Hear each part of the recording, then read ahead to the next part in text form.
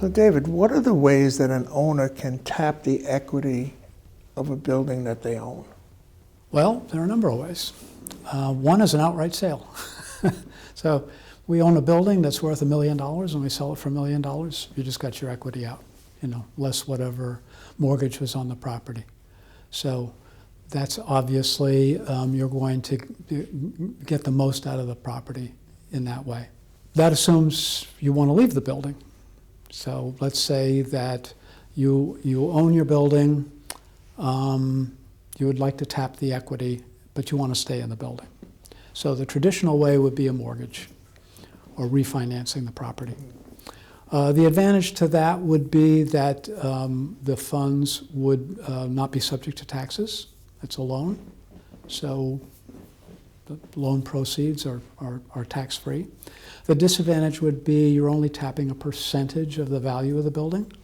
So what's called the loan-to-value ratio, which depends on the institution and their, how ambitious they are in the marketplace, could range from 60% to maybe as much as 75–80%. But they're clearly not going to loan you 100% value of the building. So that would be the trade-off. There'd be tax-free funds, but you're only tapping a portion of that equity. The third way is called a sale-leaseback. So in this scenario, we're selling the building that we occupy, but we're going to retain occupancy in the form of a leaseback. So this can be very advantageous to certain firms, particularly if they've owned the building for a long time.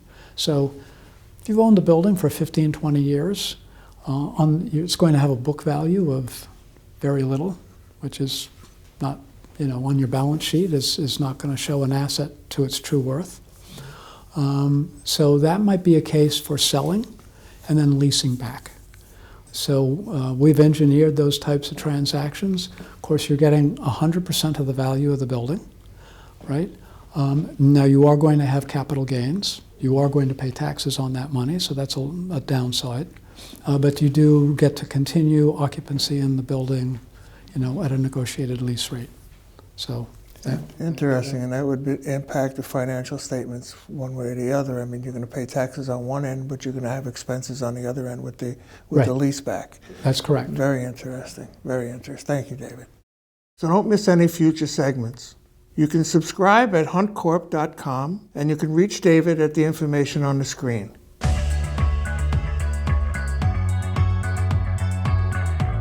See you next time.